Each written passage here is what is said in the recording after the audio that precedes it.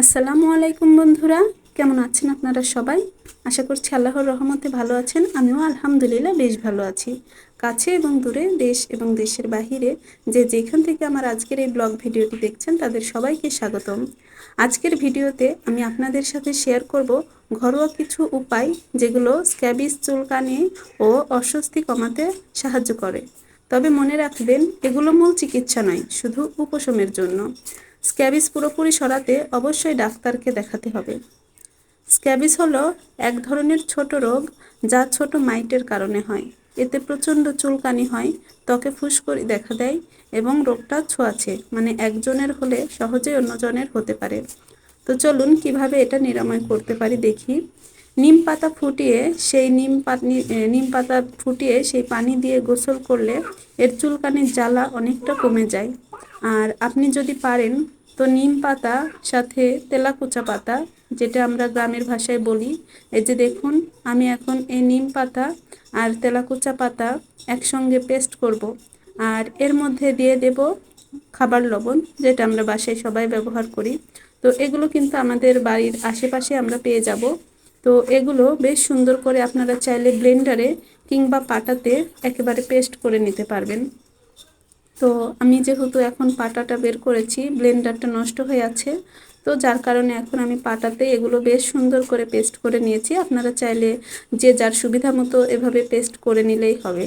আর যদি চান আপনাদের আর কি হলুদটা যেটা থাকে আর কি, কাঁচা হোক কিংবা গুঁড়ো হলুদ, তো সেটাও দিতে পারেন। তবে আমি এখানে কিন্তু কাঁচা হলুদই ব্যবহার করেছি। আমার শাশুড়ি মা আর কি যেটা তার জমিতে লাগিয়েছিল, সেই কাঁচা হলুদটাই লাগিয়েছি। কেননা এটা যেহেতু আমার বাচ্চার হয়েছে, তো আমি চাই না তার জন্য কেমিক্যালযুক্ত হলুদ ব্যবহার করতে। নিম পাতা এবং হলুদ, কাঁচা হলুদ, এটা যে যতটুকু লাগবে যার জন্য ততটুকুই আপনারা নিয়ে নিতে পারেন। তবে একটা কথা মনে রাখবেন, শুধু ঘরোয়া উপায়ই যথেষ্ট নয়, এর সাথে কিছু নিয়ম মানতে হবে। আক্রান্ত ব্যক্তির কাপড় চোপড়, বিছানা, তোয়ালে সব গরম পানি দিয়ে ধুয়ে রোদে শুকাতে হবে। আলাদা তোয়ালে ও আলাদা বিছানা ব্যবহার করতে হবে। পরিবারের অন্যান্য সদস্যরও আলাদা খেয়াল রাখতে হবে, তারা যেন কারো সাথে সবাই যেন একসঙ্গে চিকিৎসা নেয়। শুধুমাত্র আক্রান্ত ব্যক্তিটাই চিকিৎসা নেবে এটাতে কিন্তু হবে না। সো আপনারা সবাই কিন্তু যখনই দেখবেন যে বাসার একজনের স্ক্যাবিস ধরা পড়েছে, তখন পুরো বাসায় যারা থাকেন সবার ক্ষেত্রেই চিকিৎসা প্রযোজ্য। বলতে পারেন যে আমার তো হয়নি এই রোগ, তাহলে আমি কেন এই চিকিৎসা নেব? কিন্তু না, বিশ্বাস করেন, এই রোগটা বাচ্চার নিরাময়ের জন্য, আপনাদের নিরাময়ের জন্য বিশেষভাবে প্রয়োজন।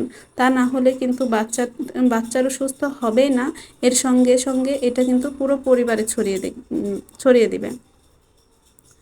মনে রাখবেন, এই ঘরোয়া উপায়গুলো শুধু আরাম দেবে, কিন্তু মাইট ধ্বংস করতে ডাক্তারের দেওয়া কিছু ওষুধ লাগবে।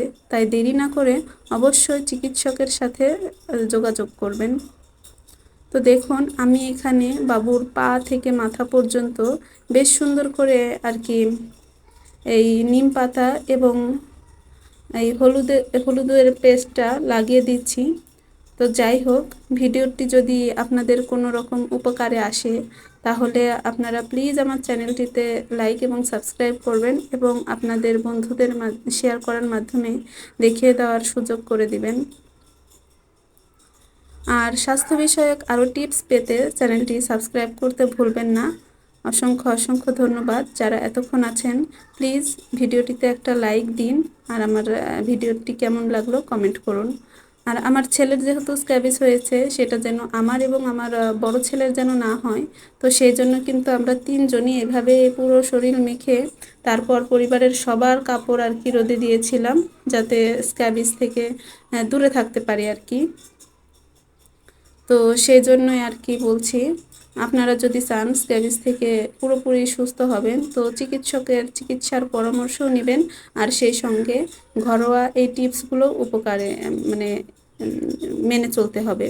তো যাই হোক, আমি এই যে আমার বাচ্চার জন্য এলিমেন্ট প্লাস লোশনটা নিয়েছি এবং নারিকেলের তেল নিয়েছি। তো গোসলের পর বাবুর পুরো শরীর জুড়ে আবারও এটা লাগিয়ে দিচ্ছি। কেননা শুধু ঘরোয়া উপায়ে যে বাবু পুরোপুরি সুস্থ হয়ে যাবে তা কিন্তু না। দেখুন, আমার ছেলেটার হাতে কত বড় বড় ফুসকুড়ি দেখা দিয়েছে। তো আশা করছি আপনারা এটা দেখে বুঝতে পারছেন। তবে একটা কথা কি, কোনো রোগ দেখেই কিন্তু ভয় পাবেন না। এর প্রাথমিক চিকিৎসা আমরা মায়েরা প্রথমে বাসাতে করি। তারপর যদি ভালো না হয়, ডাক্তার তো অবশ্যই দেখাবো, ডাক্তারের পাশাপাশি কিন্তু আমার এই চিকিৎসাটি চলছে। আর আমাকে কিন্তু এই নিমের পাতার এগুলো আর কি ডাক্তারই বলেছিল যে নিম পাতার পেস্ট দিয়ে বাচ্চারা কিন্তু 99% সুস্থ হয়েছে। ওষুধের চেয়েও বেশি কার্যকরী যাকে বলে আর কি। যাই হোক, আর সুষম খাবার সবসময় খেতে থাকবেন। ভালো থাকবেন আপনারা সবাই। আজকের ভিডিওটা যদি একটু উপকারে আসে তবে প্লিজ লাইক, কমেন্ট এবং শেয়ার করবেন। আল্লাহ হাফেজ। আসসালামু আলাইকুম।